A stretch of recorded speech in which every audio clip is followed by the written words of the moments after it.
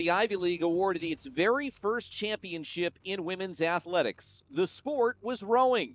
Now, 51 years later, the tradition continues, as today a new champion of the Ancient Eight will emerge, and one team will punch its ticket to the NCAA Championship Regatta in 2 weeks. It's the 2025 Ivy League Rowing Championship, and it's next on ESPN+. Hi, everybody. Welcome to our broadcast center alongside Tyler Davey. I'm Alex Vispoli. It is a gorgeous morning, as you saw, out on the Cooper River. Perfect conditions for a chance for an Ivy League team to rise into that NCAA championship field. For the last 7 iterations of this championship, it's been Princeton. But what we saw yesterday from Yale, they might be the favorite today. Yale given regular season results as well, beating Princeton, but until someone takes that crown off of Princeton's head, it's the Tigers to lose. But such a competitive field, such good heats yesterday. We know with this Ivy League, top to bottom, maybe the most competitive in the nation, so it's going to be a great day of results in championships. Normally, we have to wait a long time before we get to the biggest prize of the day, the Varsity 8, but because of some windy conditions that were forecast, they changed the schedule. We've got the third Varsity 4 grand final leading us off. And then we've got the biggest race of the morning coming up as our second event, the Varsity 8. We're going to have a pretty good idea as to which team will be hoisting those trophies at the end of the day very early in today's broadcast, Tyler. Yeah, a little bit different of a look. You have your high-scoring event very early, so teams will have a good indication of what they need to do throughout the day. But, yes, windier conditions. We've had a couple of beautiful days we've been blessed with. Some weather on Friday. Saturday didn't really affect things in terms of the Ivy League, but expect some wind gusts today. The current picking up just a little bit, but wind gusts to the 20, 30 mile an hour mark. So we'll keep an eye on that all morning. So our first race of the day, as you saw, is the grand final for the third Varsity 4, and Princeton will have 2 boats in this one. This is their 4th Varsity 4. This will not be a scoring boat. They are over in lane 0, as we will have 7 boats participating, another one from Princeton later on. But the group here for the Tigers, the coxswain is Marie Dubois, a freshman from Wellesley Hills, Massachusetts. In the stroke seat, it's Angelina DePaula, a freshman from Cincinnati. In seat 3, Devin Rudolph, a freshman from Burke, Virginia. Wallace York is in seat 2, a sophomore from Toronto. She's also played for the Princeton women's hockey team in her time with the school. Vivian Lofert is at the bow, a sophomore from Springfield, Virginia. Dartmouth is in lane 1 right next to the Tigers, and the third Varsity 4 for the Big Green. The coxswain is Olivia Chin, the senior from Montvale, New Jersey. In seat 4, the stroke seat, it's Tandon Shrishti, a sophomore from Esther, England. In seat 3, Claire Labovitz, a junior from Rye, New York. In seat 2, Samantha Paisley, a senior from Salt Lake City. And another Utah native is at the bow. That's Carly McAleer. She is a junior from Park City. The Brown Bears are in lane 2, and the Varsity 4C, or the third Varsity 4 for the Bears, is coxed by Amelia Mon, a freshman from Nashville. At the stroke, it's Charlotte Moody, a sophomore from Darien, Connecticut. Elizabeth Polydefkis, a senior from Baltimore, is in seat 3. Ellie Graham in seat 2, a sophomore from Sewickley, Pennsylvania. And Juliet Hopgood, a senior from Seattle, is at the bow. Yale is in lane 3, and their boat is coxed by Sasha Post-Lias, a junior from Albany, New York. The stroke is Ella Warden, a sophomore from Ambler, Pennsylvania. Maya Geller is the first year from Secaucus in seat 3. Zoe Beeson in seat 2, a junior from Scotland. And at the bow, it's Jana Dremel, a sophomore from Slovenia. Princeton will have its proper third Varsity 4 in lane 4. And for the Tigers, the coxswain is Karina Lee, a junior from Clifton Park, New York. Harriet Burrell, a freshman from New Zealand, is in the stroke. In seat 3, it's Anna Cornelison, a senior from Providence. In seat 2, Natalie Meyer, a sophomore from Brooklyn. And at the bow, it's Leisha Malumbi, a freshman from Black Rock, Ireland. Columbia is in lane 5, and the Lions' third Varsity 4 is coxed by Margot Moose, a freshman from Toronto, Ontario. In the stroke seat, it's Deanna Bessart, a first year from Oyster Bay, New York. In Seat 3, it's Sophia Siemens, a sophomore from Whitefish Bay, Wisconsin. In Seat 2, Brooke Nider, a senior from Miami Beach, Florida. And at the bow, it's Ria Raheja, junior from Roswell, Georgia. Get a look at the boats. We'll give you the Cornell boating in just a moment. Here is the foursome of rowers along with the coxswain Brenda Karmakar, a freshman from Cary, North Carolina. The stroke is Katie Kress, a freshman from London. In Seat 3, it's Isabella Riccardi, a sophomore from Newburyport, Massachusetts. Clarissa Schmitz, a freshman from Munster, Germany, in Seat 2. And at the bow for the Big Red, Elizabeth Brantley, a junior from Oneonta, New York. Cornell at the very top of your picture. At the very bottom, that's Princeton in their fourth varsity four, and currently leading the way, the Brown Bears in lane 2. They've got about a half a boat length lead over the Princeton Tigers' third varsity four up in lane 4. A very good opportunity for these third varsity fours, and Princeton perspective, a fourth varsity four. Get this championship experience, get a race under your belt. With Radcliffe and Penn not fielding a boat in this event, no heats yesterday for these groupings. So first time we've seen them, and Brown and Princeton setting the early pace. But, this is something that all these rowers, because in these boats, usually a lot of novices where you can take this experience, get that boost going into next year, and really put a marker down at the end of this 2025 season. So we approach the quarter mark, and the Bears still have about a 2-seat edge right now over Princeton.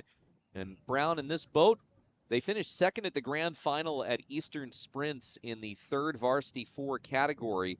They had head-to-head win over Cornell, head-to-head losses against Penn and Princeton. So no Penn boat, as you mentioned, didn't have an opportunity, but had success against Brown. But so often these depth boats, Tyler, the group that perhaps raced against Princeton and Penn, not the group that you see here today, at least in its exact form or combination.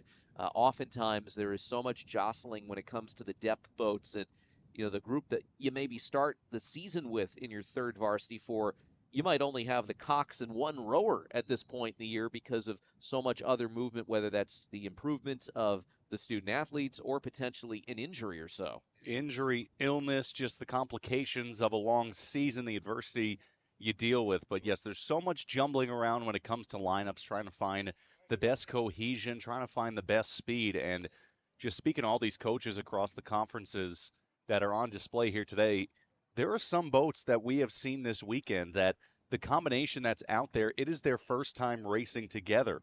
And you never know timing-wise when things can fully come together, but there's still complications. And you just hope when it comes to this weekend, you can, 1, be healthy, 2, be cohesive, and 3, be as fast as possible. Princeton edging up a little bit closer to the front of that brown shell. It's still the Bears in front, followed by Princeton in second place, and maybe getting a little bit of daylight between the two. You see Yale in lane 3. It looks like they have ever so slightly moved ahead of Columbia, which is currently running in 4th place. A clear separation of those 4 crews. And in the battle for 5th place right now, it belongs to Dartmouth in lane 2, and Cornell up in lane 6 is currently in 6th place. And as you might expect, that 4th varsity 4 for Princeton is rowing right behind those other 3rd varsity 4s for the other programs. Yeah, it goes to speak of the depth of Princeton being able to get 2 separate boats in at this level, but we have good battles to watch. Battle for 1st, battle for 3rd, battle for 5th. Very even, but we're starting to see 3 regiments that are staggered. Princeton, good push after the halfway mark. And when you think of Princeton and just their pedigree, the success they've had here on this river, here in these events, it's usually about their finishing power. And they are so good with sustainability to 2,000 meters, where even if it's not the best start, we saw Brown set the early pace, but now Princeton just looking to get that nose ahead. And it looks like they have. So the Tiger is trying to set the tone for the rest of the day. A reminder, we've got the biggest race of the day coming up right after this one because of the schedule change. We'll have the first varsity 8 boats going in the grand final immediately after this race wraps up. So we're going to try and get to the boatings for that race as soon as possible. We'll show, of course, the end of this race, and then we'll try and prepare you for that first Varsity 8 to make sure we don't miss any of that action. But look at the charge from Yale as they've come up, and they have nearly drawn even with Brown, and you can't discount the effort by Columbia as well. You right now have a three-way tie for second place with Princeton a boat length in front of everybody else. Heading into the final 500 meters, the Tigers are looking strong, but watch out for the Charging Lions up in lane 5. Yeah, just hovering around with Yale and Columbia. They're behind. Brown a little stuck in the mud right now, falling from first to fourth in about 250 meters. So there you see the lane assignments again. Columbia and Princeton, 5 and 4. Yale and Columbia right now neck and neck for second, and they're starting to get a little bit of ground here on Princeton. So getting into the sprint sequences right at the end here as the stroke rate has just fallen off the pace for Brown, almost drifting out of the screen, but 3 boats pushing the tempo right now. It's Princeton, followed by Columbia, and then Yale. The Lions boat was third in the grand final at Eastern Sprints a couple of weeks ago in Worcester, Massachusetts. They are trying to make up some ground, but they are running out of space here in the Cooper River. It's still an open water lead for the Tigers, and separation by about a seat between Columbia and Yale. You see the Bulldogs are trying to furiously get themselves into a silver medal position, and Brown, after leading for most of the way, is looking unlikely to get on the podium here in the third Varsity 4. Well, for Columbia yesterday, a frustrating day, some missed opportunities for the Lions not being able to get into grand finals, but they're just hoping this race here can be a confidence booster to start the day, because when you look at the Ivy League, just not this weekend and the implications for the conference, but there are NCAA implications for these teams. So this is a large morning for the future of these seasons for a lot of these crews. The Princeton Tigers stroked by Harriet Burrell, the freshman from New Zealand, coxed by Karina Lee, get the morning off to a great start for the 7-time defending champs. The Princeton Tigers have won the first points of the day by capturing the Varsity 4C race. And there you see Brown. Good start. Sustainability was not there. Just ran out of gas after about 1,200 meters. So we'll start off with the boatings for the Harvard Radcliffe Black and White. And for the Crimson, or rather the Black and White as they prefer to be called on the rowing team, the coxswain is Alexandra Cherf, a senior from Chicago, Illinois. The stroke is Jenna Kempster-Taylor, a junior from Cornwall, England. In seat 7, Mina Baher, a junior from Mountain View, California. Catherine Serra, a sophomore from Miami, Florida, in seat 6. In seat 5, it's Annika Holte, a first year from Salt Lake City, Utah. Lily Farden, a sophomore from Hingham, Massachusetts, is in seat 4. In seat 3, it's Francesca Gardela, a junior from La Punta in Peru. Catherine Van Stone is in seat 2, a senior from Philadelphia. And at the bow, it's Isabel Yabras Diaz, a sophomore from Oxford, England. It will be the Big Green of Dartmouth neighboring the Black and Whites, and the Big Green cox is Grace McInerney, a senior from La Jolla, California. The stroke is Caroline Krantz, a first year from Darien, Connecticut. Caroline Phipps is in seat 7, a sophomore from Woodside, California. Charlotte Pulkkinen is in seat 6, a junior from Bronxville, New York. Olivia Hochberg is in seat 5, a sophomore from Brookline, Massachusetts. Amy Lee, a junior from Wayland, Massachusetts, in seat 4. Annika Nelson is in seat 3, a first year from Darien, Connecticut. Jenna Martin from Wayland, Mass., a senior, is in seat 2. And Madeline Lauter, a junior from Germany, is in the bow position.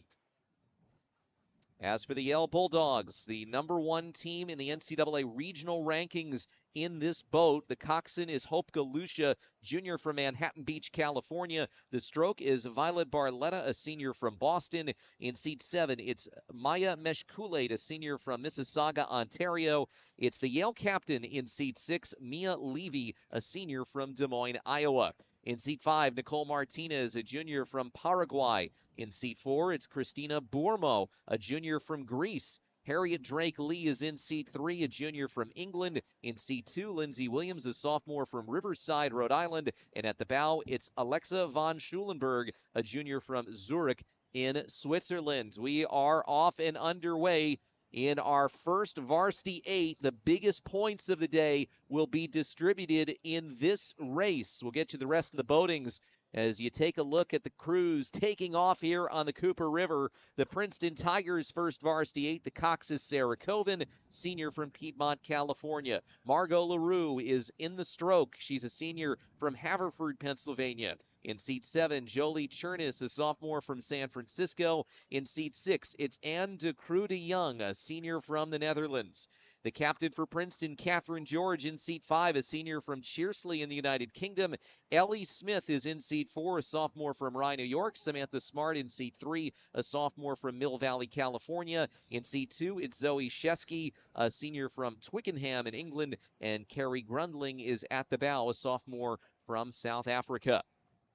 The Penn Quakers are in lane 5, second from the top on your screen. The Cox is Cami Edwards, a senior from Sarasota, Florida. Brooke Carragher is the stroke, a senior from Seattle. In seat 7, Georgia Sacre, a sophomore from Sunderland, Massachusetts. Makeda Harrison, a sophomore from St. Catharines, Ontario, in seat 6. Sylvia Harrop Lopez is in seat 5, a junior from Vancouver, British Columbia.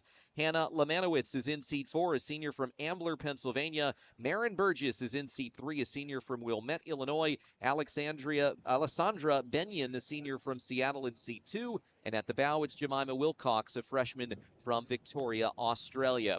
Finally, for the Brown Bears, at the top of your screen, currently running in 3rd place, the Cox for Brown is Summer Ballakellett, a sophomore from Melbourne, Australia. The stroke is Jessica McGrady, a senior from Needham, Massachusetts. In seat 7, it's Nadia Vondeling, a senior from Portland, Oregon. Mary Claire Ward is in seat 6, a junior from Noonan, Georgia. Holly Cruz in seat 5, a freshman from Johannesburg, South Africa. Matilda Damon in seat 4, a sophomore from Honolulu. Caroline Schmitz, the Brown captain, a senior from Greenwich, Connecticut, in seat 3. Hannah Hickson is in seat 2, a junior from England. And at the bow, it's Princeton, New Jersey native Eugenia Rodriguez Vasquez. A look at the lane assignments. It's Princeton with the 3-seat edge right now over Yale as these crews go head-to-head. It was Yale that won the regular season matchup, knocking off Princeton. Yale undefeated in the first Varsity 8 this season and a potential favorites, of course, in this competition, but also a contender at NCAA championships in a couple of weeks. With how busy of a weekend it is on the Cooper River, 5 conferences on display, so many heats, so many grand finals. This is the race of the weekend right here. Is through 1,000 meters, Princeton has just grown that lead out to 4. They have just quietly gone about their business, stroke for stroke, and now we get to the second half of this race. This is where if you're Yale, the Coxon, you just got to keep things calm. You know you're pushing a little bit behind the pace. Don't get out of sorts. Don't get out of rhythm right now. Put yourself in a good spot for the sprint sequence because they've had the experience of beating Princeton this year. But this is, like we said, right off the top. This is Princeton's event, Princeton's weekend. They are so used to dominance here with an Ivy League championship on the line as it's getting almost to 5 seats now. The Tigers refusing to be denied. Tremendous international experience for both crews. For Yale, they've got 2 who competed in the Olympics last year. You've got Christina Bormo, who competed for Greece. She also was at the Tokyo Olympics. And then in seat 7, Maya Meshkule, the senior from Canada. She rode for Canada and won silver at the Cox Women's 8 last summer in Paris. But right now, things are going in the wrong direction for the Bulldogs. The Tigers have grown that lead out to a boat length. Princeton has won this event every year going back to 2016. And a reminder, the winner of the first Varsity 8 is considered the Ivy League champion. You don't necessarily get the auto bid to the NCAA championship from winning the Varsity 8, but as far as the Ivy League is concerned, the champions of the Ivy League are determined in this race, and in this race right now, the Tigers have an open water lead over the Bulldogs. Final 500, here we go. Here are the sprint sequences. Leave it all out there if you're Yale and Princeton. That's been the battle to watch all race, but it's Princeton They were nose to nose for the first 500 meters, and then quietly, little by little, Princeton has just added to it. Yale still looking for that counterpunch, trying to get strong drives. This is where the stroke rate needs to get going, as this is the last push for the Bulldogs. And up at the top, you've got Brown in clear third place position, as right now you're looking like Princeton, Yale, and Brown. The Tigers, boy, they had a season that they lost a couple of these duels, and it hasn't happened very often for head coach Lori Dalphiny in now her 28th year leading the Princeton Tigers. But boy, when it comes to this time of year in this championship, Princeton seemingly never gets denied. Still about 20 seconds or so before we get to the finish line, but that lead has stayed the same, and the Princeton Tigers are going to stroke their way to yet another victory here on the Cooper River in these Ivy League championships. There were a lot of questions. Would anybody knock off Princeton in the Ivy League in the Varsity 8? It's been answered early this morning. The Tigers remain on top. Yale settles for silver, Brown in third, and Princeton once again the champion in the Ivy League in 2025. Just so calm and fluid through the entire 6 minutes there for Princeton. Throw regular season results out the window. It does not matter. This is a completely different event when you're talking about a conference championship. Hardest thing to do is take the crown off of someone's head. Princeton will remain at the top of the Ivy League. And really, it was never any doubt. Once they pulled ahead of Yale, all they did, increment by increment, stroke by stroke, was slowly just build the lead up until it was open water. And just business as usual here in this event for Princeton. Biggest question was answered convincingly by the Tigers. The rest of the order, Yale second, Brown third, Dartmouth fourth, Penn fifth, and Radcliffe sixth, getting back into the grand final. And what a race. The margin was 3.88 seconds between first and second place, and Princeton leaving no doubt the margin was actually bigger than it has been the last few years. The last time it was as big as this was 2019. So Princeton, again, leaving no doubt. So it's time for the grand final for the second Varsity 8, and we start off with the Big Green of Dartmouth, and the coxswain is Maddie Shear, a sophomore from Needham, Massachusetts. The stroke is Alice Stapley, a first year from Oxford in England. Sasha Anderson is in seat 7, a sophomore from Halifax, Nova Scotia. Dartmouth captain Emma Hochberg is in seat 6, a senior from Scarsdale, New York. Phelan Bryan in seat 5, a first year from Greenwich, Connecticut. Cecilia Plass, a senior from Sarasota, Florida, is in seat 4. Alexa Schlembach is in seat 3, a junior from Ocean View, New Jersey. Lise Madigan is a sophomore from Rye, New York, in seat 2. And at the bow, it's first year Dimitra Papaioannou. She is from Ioannina, Greece. The Penn Quakers are right next door, and for the Quakers, their second Varsity 8 crew is coxed by Rebecca Sun, a junior from Bellevue, Washington. The stroke, Caroline Schultz, a junior from St. Louis. Ella Kalmbach, a sophomore from Laguna Beach, California. Maya Spunberg, a junior from Pelham, New York, is in seat 6. Seat 5, Maya Bentley, a freshman from Surrey in the United Kingdom. Evan Humphrey is in seat 4, a junior from Mercer Island, Washington. Caroline Saska, a sophomore from Dover, Massachusetts, is in seat 3. Emma Gray, a junior from Johannesburg, South Africa, in seat 2. And Cypress Kalbach, a junior from Philadelphia, is at the bow. Princeton Tigers, no doubt, feeling like they've got a little bit of momentum as a team. After winning the first Varsity 8, they're going to try and back it up with a win in the second Varsity 8. The cox is Frances McKenzie, a sophomore from Connecticut. In the stroke seat, it's Leisha O'Donoghue, a junior from Reading, England. Kate Sauer is in seat 7, a sophomore from Pittsburgh. Princeton captain Ella Barry is in seat 6, a senior from Oyster Bay, New York. In seat 5, it's Helen Purvis, a freshman from London. In seat 4, Anna Cowell, a freshman from Surrey, England.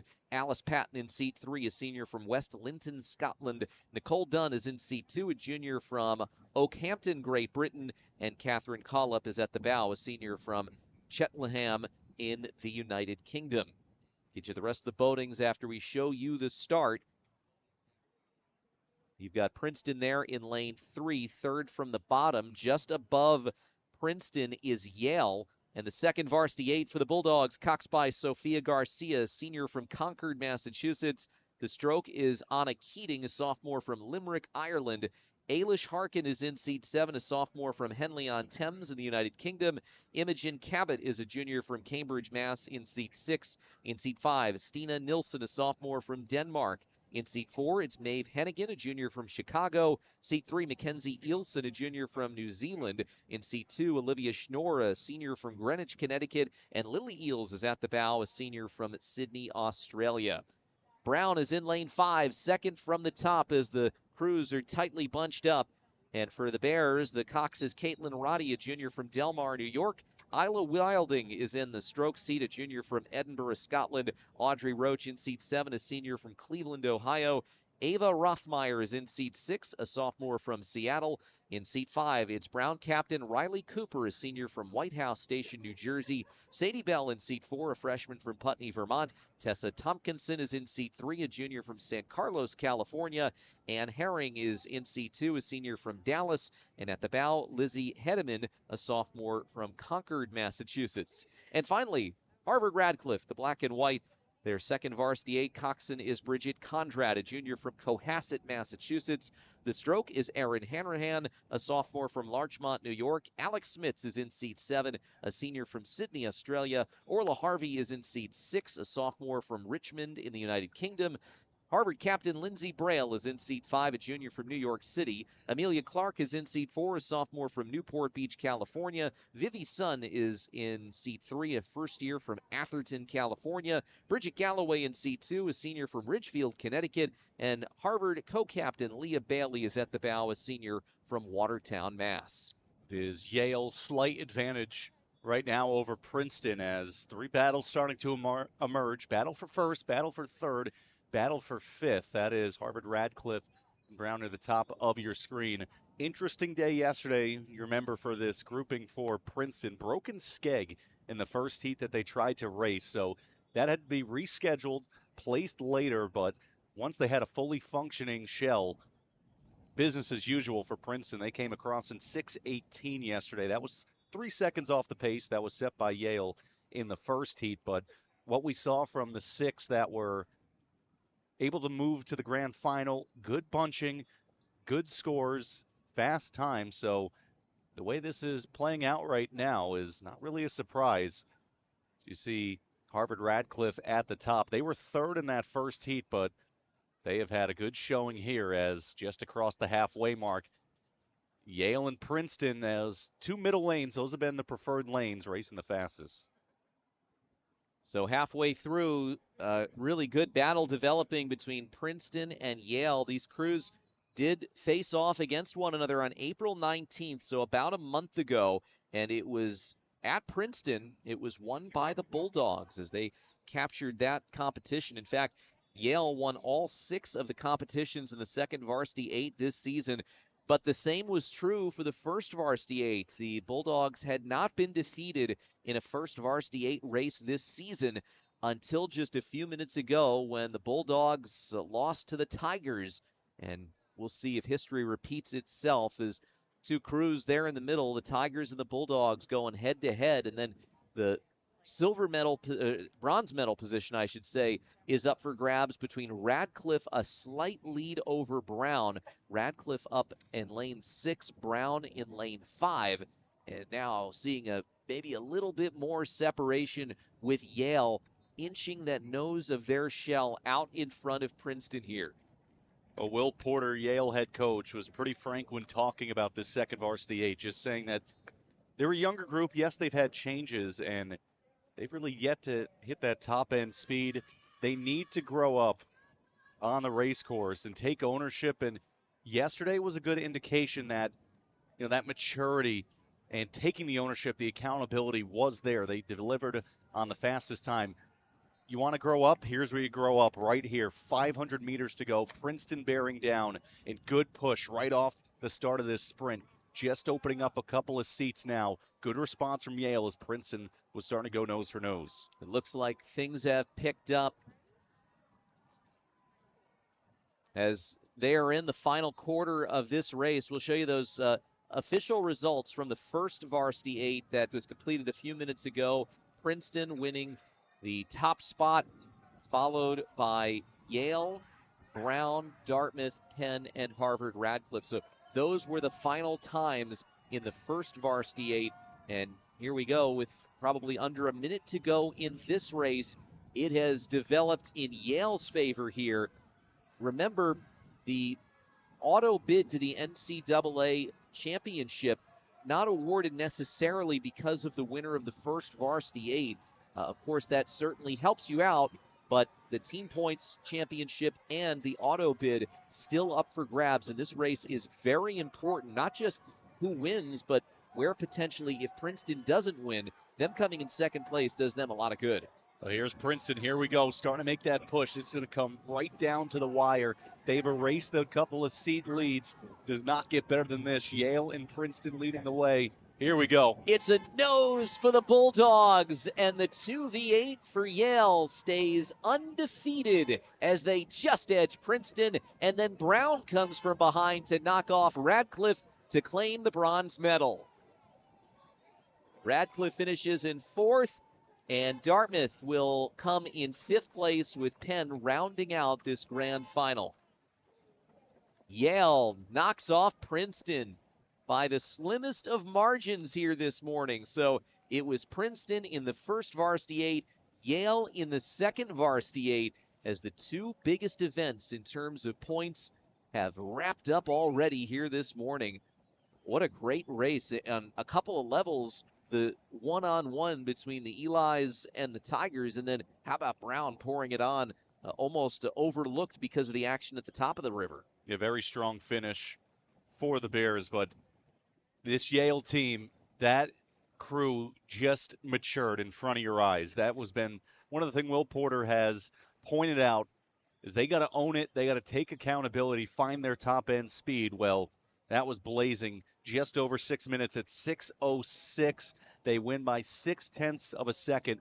Princeton, a late push, but a little too late by a nose. There you see it again. Yale, as Princeton, they made up some ground. They got a couple of seats back on the lead. Yale, when it mattered most, able to get that strong push at the end.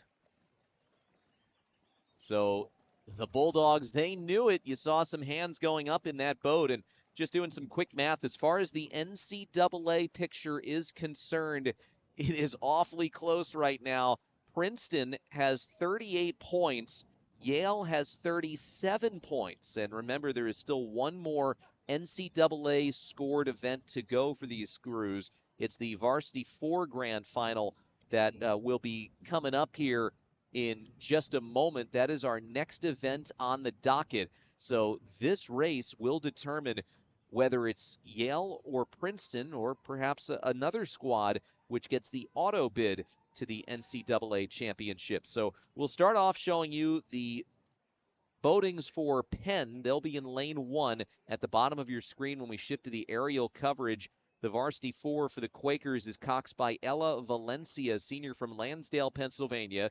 The stroke is Sophia Papano, a senior from Villanova, Pennsylvania. Seat 3, it's Margot McAuliffe, a freshman from East Hampton, New York. Jordan Reed, a sophomore from Orlando, is in Seat 2. And at the bow, it's Natasha Kobelski, a sophomore from Northville, Michigan.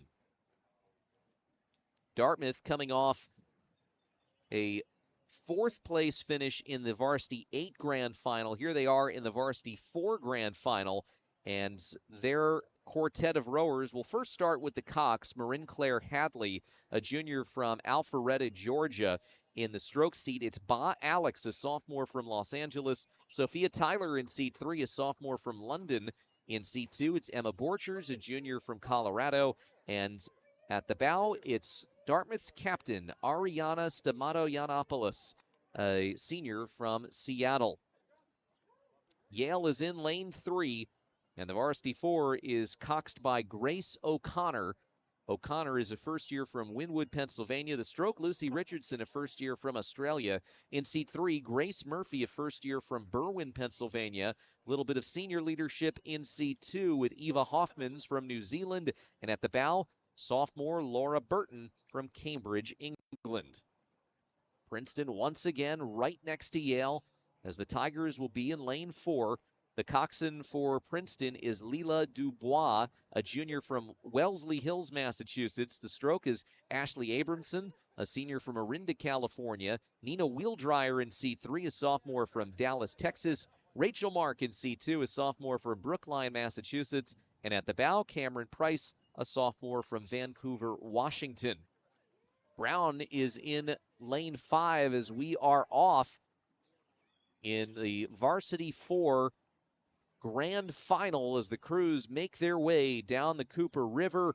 Brown will be second from the top as Radcliffe is up at the top of your screen, and we'll give you the boatings for the Bears. The varsity 4 coxswain is Brooke Halverson, a junior from Bellevue, Washington.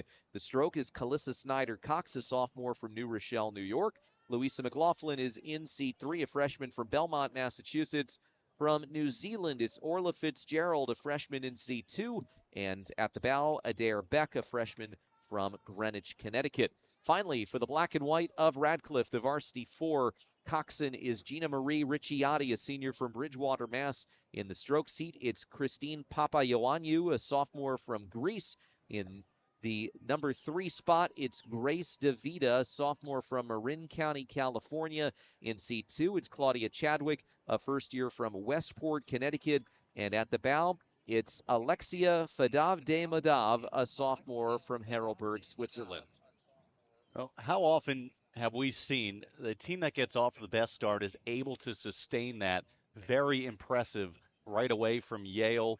And then Radcliffe, impressive start as well. Those two separating themselves from the pack. You see Radcliffe at the top. But this middle of the pack, this 3rd and 4th lanes, they have been preferred. We see the Patriot League on Friday. It was the exterior in that 6th lane, but 3 and 4 racing the best as going with the current here. And Yale, less than 2 minutes in, they're already opening up open waters. It looks like top of your screen, some of that pack is going to start catching Radcliffe as they slow down a little bit from a very fast start. Yeah, so it's Yale, then Radcliffe in 2nd place. 3rd place, Princeton. Just above Princeton is Brown, and Brown has a slight edge over Dartmouth, 2nd from the bottom, and currently the Penn Quakers at the bottom of your picture, rounding out the group in this last grand final as far as the NCAA points are concerned.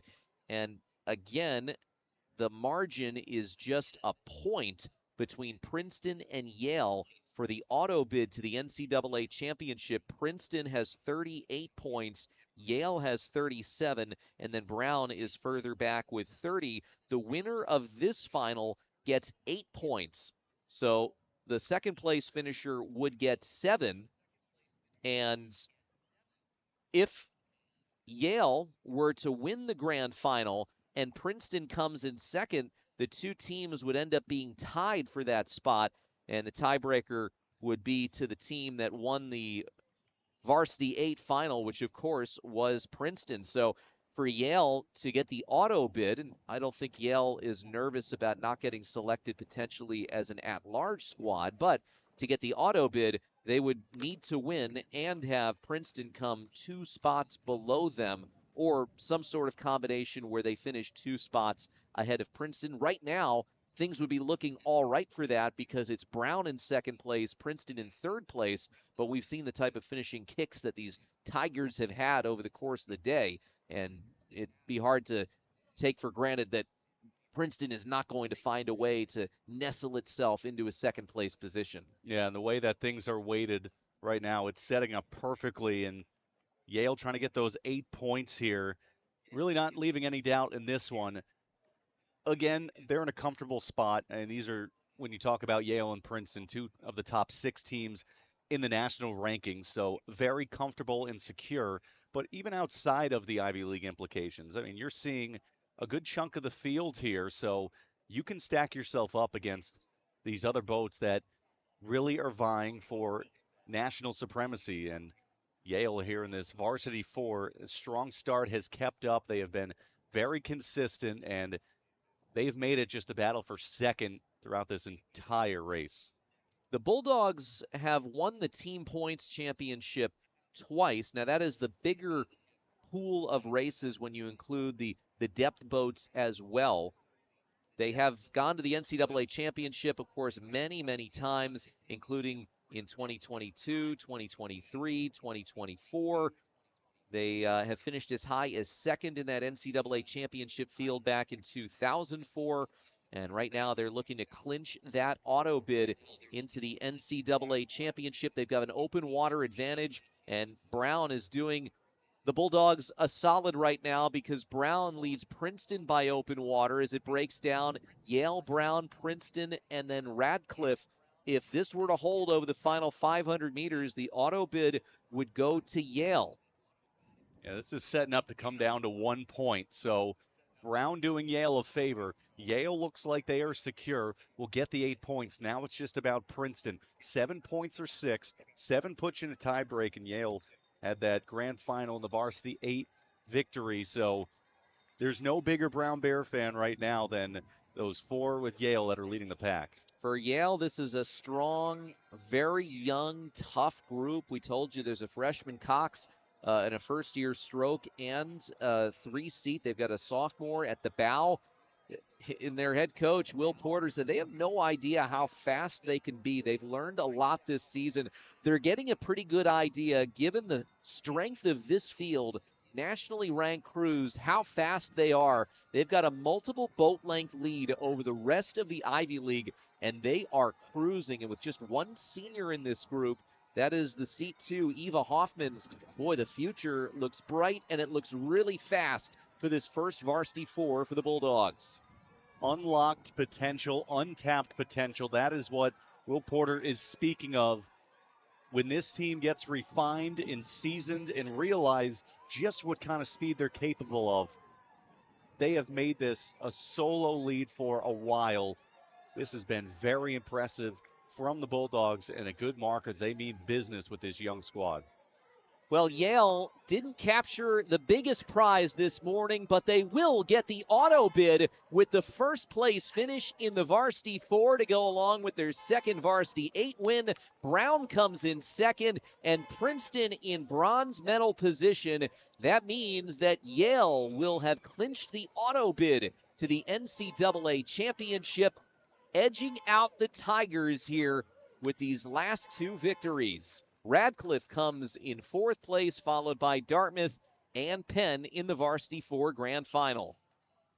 Slim margins. We knew it was going to come down to Princeton and Yale. They have been vying for the top spot this entire way. Just so competitive in these scoring races, and it comes down to 1 point, that edge. And that's why these team totals, the NCAA bids, are all about balance, all about depth. And Yale with victories in the second varsity 8 and a commanding one here in the first varsity 4 with 45 points, one ahead of Princeton. So Yale finishes with 45 points as far as the standings are concerned with NCAA qualification. We are moving on from the varsity 4 grand final to the varsity 8 petite final. We'll have just 2 crews competing in here, Columbia and Cornell. We'll get these schools back in the mix, and we'll give you the boatings for Cornell. Again, this is the petite final for the varsity 8. And Columbia's coxswain is Chloe Dietz, a senior from Dallas, Texas. Bryn Dittrich is in the stroke seat, a junior from Saratoga Springs, New York. Catherine Taylor in seat 7, a senior from Chicago. Another Chicago native, Charlotte O'Toole, in seat 6. She is also a senior. Kylie Martin is in seat 5, a sophomore from Southborough, Massachusetts. In seat 4, Hope Gelfand, a sophomore from Seattle. In seat 3, it's Talia Koch, a senior from Los Angeles. Esme Dodge is in seat 2, a senior from Belmont, Massachusetts. And Emily Kilroy is at the bow, a senior from Mendham, New Jersey. And for Cornell, the coxswain is Emmy Turca, a junior from Windermere, Florida. Isabella Capelli, a junior from Diablo, California, is the stroke. Emma Leary is in seat 7, a junior from Little Compton, Rhode Island. In seat 6, it's Ellie Van Houten, a senior from Pittsford, New York. In seat 5, Alexis Angman, a sophomore from Seattle. In seat 4, Alex Fasler. In seat 3, it's Elise Rupel, a sophomore from Dover, Massachusetts. Eleanor Bijo, a junior from Washington, D.C., is in seat 2. And at the bow, Chloe Darcy, a sophomore from Chicago. Just 2 crews competing here in this petite final as the Big Red and Lions go at it. They'll be facing off against each other a couple of times. They'll be in the next grouping as well with the second varsity 8, and then we'll have the varsity 4 grand petite final with these 2 schools. So you've entered the New York Ivy League portion of the program with Cornell and Columbia dominating the airwaves for this race and the next 2 races. Yeah, there you go. And which is how deep this Ivy League is. 7 teams ranked in the top 25, and only 6 can make it into the grand final. So there's always going to be an odd one out. Unfortunately, yesterday that was Columbia in some of these big events. They ran good times, but just the pace they had to keep up with some of the top crews in the nation. So unable to get in those top 6s, but a chance to end on a high note in these petite finals. But in Cornell, this is just about the experience and about trying to make some noise, show what they are capable of, and build forward. And the Lions with the advantage. They are ranked number 21 in the country as a team. And it's just the depth of the Ivy League is on total display. You've got 7 of the 8 teams that are ranked 21st or better in the country. There is so much rowing talent, of course, in this league. That makes this weekend one of the most impressive weekends in college rowing as far as a conference tournament to get this type of collection. The only place where you seemingly get more concentrated rowers of this quality is at the NCAA championships. This is really a mini NCAA championship, and we've often talked about how you really want to aim for a top 4 finish, because if you don't get the auto bid, you still have a pretty good chance of making it into that NCAA championship field, which you mentioned. It was why it was so tough for Columbia to miss out on grand finals yesterday in this boat, because as far as the NCAA points are concerned, the winner of this petite final gets 6 points. The winner of the varsity 8 grand final gets 24 points. And points are a little bit different when it comes to the team Ivy points championship. And, that's a whole nother thing to open up. But it's tough when you have such a strong field to be like, wow, we're only the 7th or 8th best team in a league that has so many great varsity 8 programs, or varsity 8 crews, I should say. Yeah, it's very tough when you just see you're closer to the bottom of the conference than you are the top, but then you just have to put a little bit of context into that, as right across the 1,000 meters they go. Columbia just getting that open water advantage slightly over Cornell. It was pretty even from the start, but now it's just been about the sustainability, and Columbia just fluid, little by little, quietly going about it, just building up faster stroke rate. Hasn't been so decisive, but hasn't need to been for the Lions, and that's just a chance. Finish strong, and just unfortunate being in the odd one out, because you just think about those early heats. If you can just find a way to get into that top 6, at least you know your ceiling going in to the next day, that even if you race above your seed, finish 4th, finish 3rd, try and get on a podium, just the ability to stack up points is just not there in these petite finals. A little bit on this Columbia boat this season. Most recently, they were in the grand final at Eastern Sprints, finished in 5th place. They also competed in late April at the Wheeler Invite in Durham, North Carolina. They, as a team, clinched 3rd place in that. They won their first heat in the 3rd round. They had the 2nd fastest time of any boat in the final round of racing at the Lake Wheeler Invite. So a couple of big-time environments. That invite in Eastern Sprints, this boat did very, very well. They retained the Woodbury Cup that they compete with Northeastern against. And, that's, even though Northeastern is not an Ivy League program, they are now an 11-time repeat champion in the Coastal Athletic Association as they clinched that award yesterday. So they've got a nice rivalry going with the Huskies. They also, this Columbia boat had a win against Indiana and a loss very early in the season against Ohio State. So their season started on April 4th as far as regular season action. We've talked about how compact the rowing calendar is in the spring and how tough it is sometimes to find unfrozen bodies of water or safe bodies of water and pleasant rowing conditions. And you squeeze a lot into what amounts to a short spring season for Columbia, trying to get the most out of it here in their final Varsity 8 race of the season, potentially, depending on how things shake out as far as the rest of the Ivy standings go. With so many petite finals, it will be tough for Columbia to find its way into the upper half of the Ivy League point standings here this weekend. Well, there's a reason you can call it the women's sprints, the Eastern sprint events, because it really feels like the entire spring season is just a sprint. Such a long winter. It's arduous. It's a lot of time on the ergs, a lot of time in the weight room, and then you finally get out in the water, and then you blink, and all of a sudden it's mid-May, and you were here this weekend. So the teams that are able to make progress throughout the winter, the ones that mentally are able to stay committed when it's tough, when it's cold out, especially when you're excited to start getting out in the water and just don't have the opportunity. Cornell returned 7 rowers from last year, but they will find themselves looking up at the Columbia Lions as the finish line comes into view.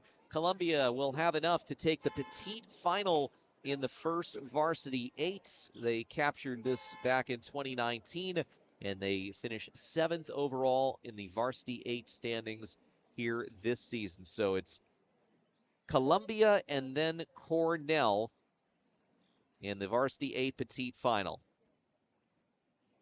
Well, this is for Cornell, just thinking about their seniors and reflecting of just what they've been through. Zoom recruits had a very tough senior year of high school with COVID, so it's a class success-wise, maybe not as tangible, but what they've meant to this program, what they'll mean going forward of resetting that foundation after a 2-year shutdown. Cornell will be better for having this senior class.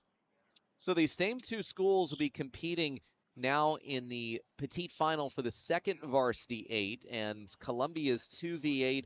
It starts with the coxswain, Tess Degenhart, a freshman from St. Louis.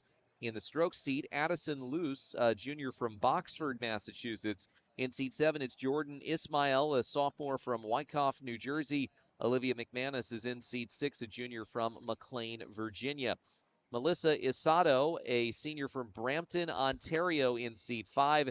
Clara Cheng is in seat 4, a senior from Lexington, Massachusetts. Isabel Bissett is in seat 3, a sophomore from Berkeley, California. In seat 2, Emily Bukowski, a junior from Wilton, Connecticut. And at the bow, it's Jacqueline Zatsiorski, a junior from Shrewsbury, Massachusetts. Once again, head-to-head with the Big Red. The coxswain for Cornell is Hannah Woodhull, a junior from Buffalo, New York. The stroke is Amelia King, a freshman from Mill Valley, California.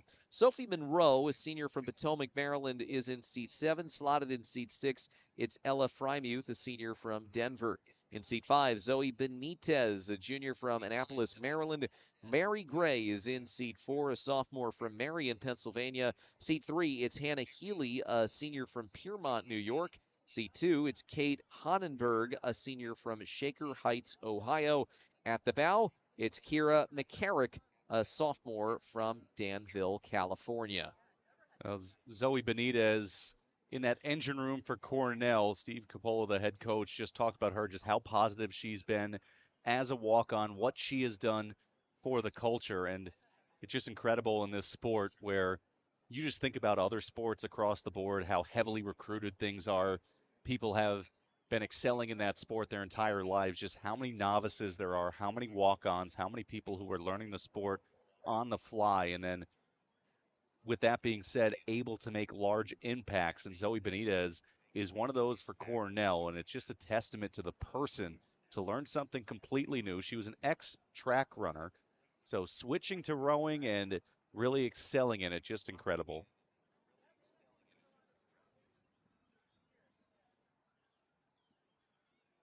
After this second Varsity A Petite final, we'll have the Petite final for the Varsity 4, and then we'll have the Petite and Grand finals for the depth boats, the non-NCAA scoring boats, but those boats do matter as far as the team points championship.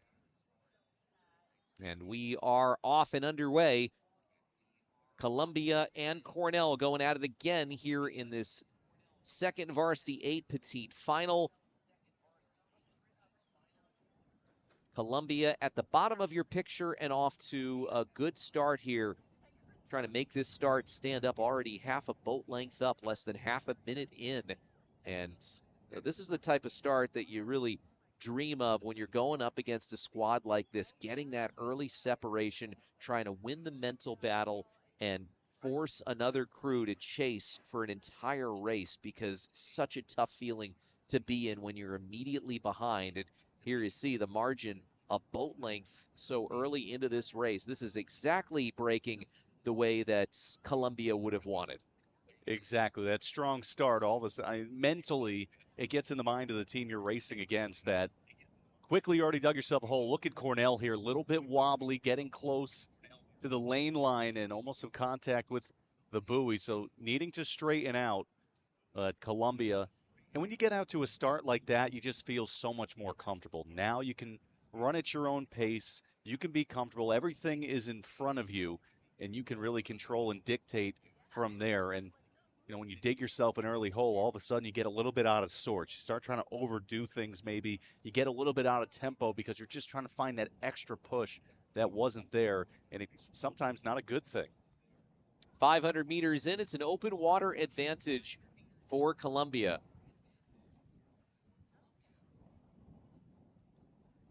So we were telling you about the NCAA points situation. They don't hand out a trophy in the Ivy League necessarily for that, but they do hand out the automatic bid to the NCAA championship field. And after the races that we've seen, of course, we still have the Petite final for this race and the Varsity 4. So these aren't final as far as where Columbia and Cornell stand. But as far as the auto qualification, Yale edging Princeton. It's not often you see the team that wins the Varsity 8 not capture the top spot when it comes to qualifying, but as a result of Yale winning the second Varsity 8 and Varsity 4, and then Brown sneaking into the second place position in that last race, the Varsity 4, that is why Yale had just enough to overcome Princeton and claim that auto bid and guarantee themselves a shot.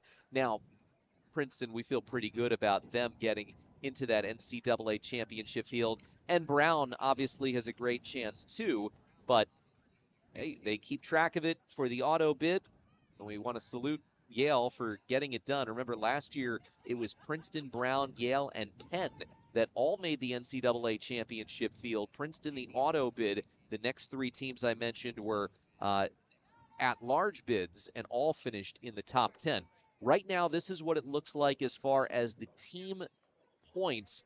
Princeton and Yale currently knotted up at 75 with Brown in third place, and Princeton with that top spot because of the win in the Varsity 8. We're going to be updating this as it goes along. Unofficial right now, but Princeton and Yale are right there at the top of the team standings, and they do give out a trophy for that.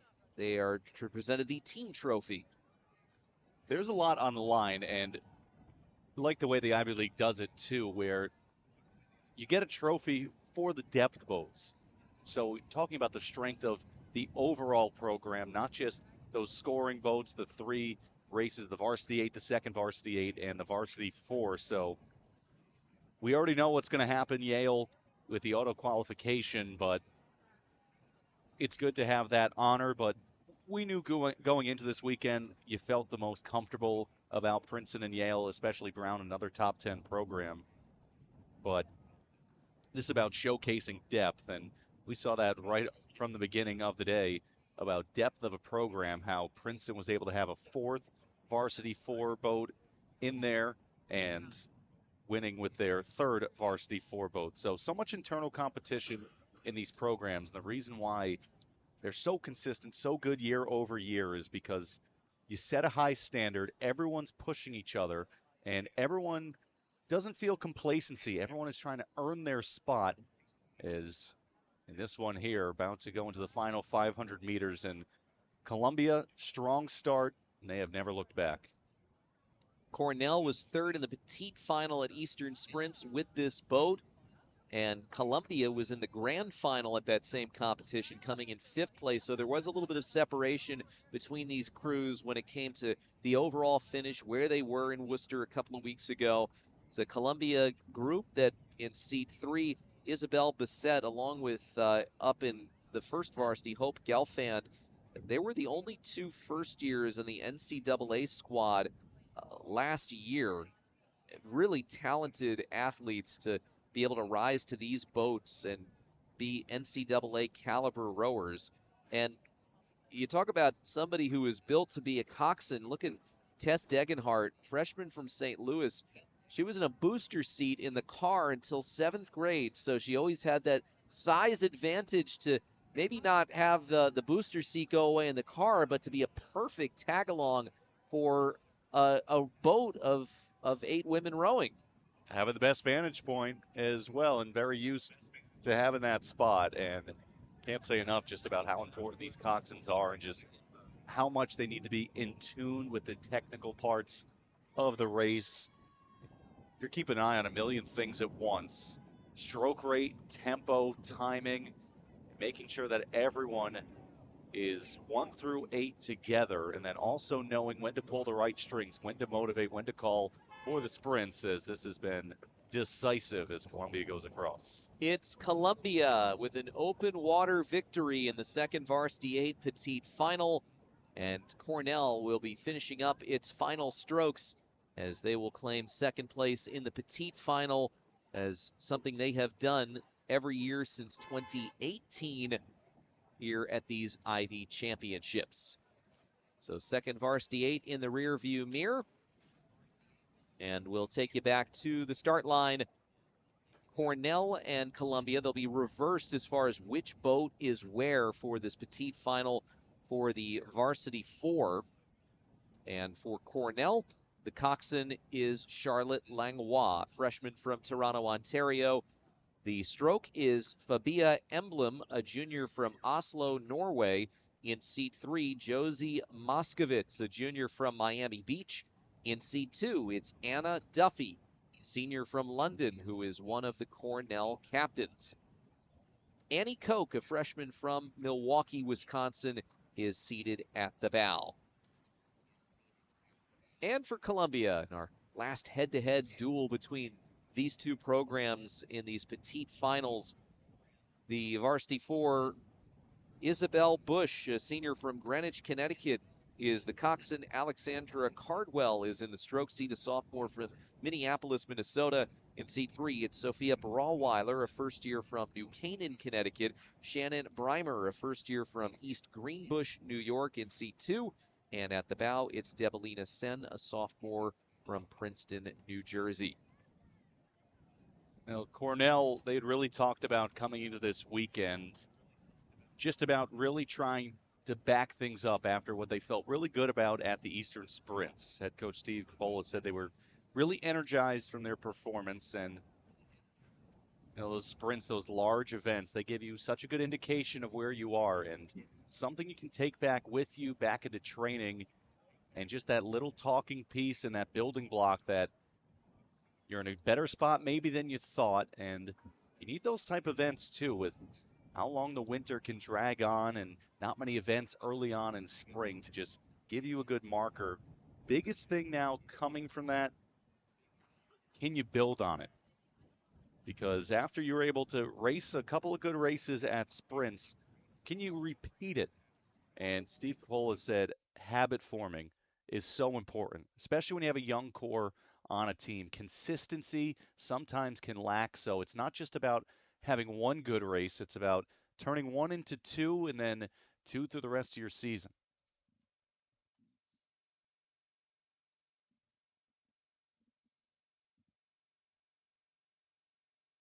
So just a moment away from Cornell v. Columbia in the petite final for the varsity four. Everybody locked in and ready to start.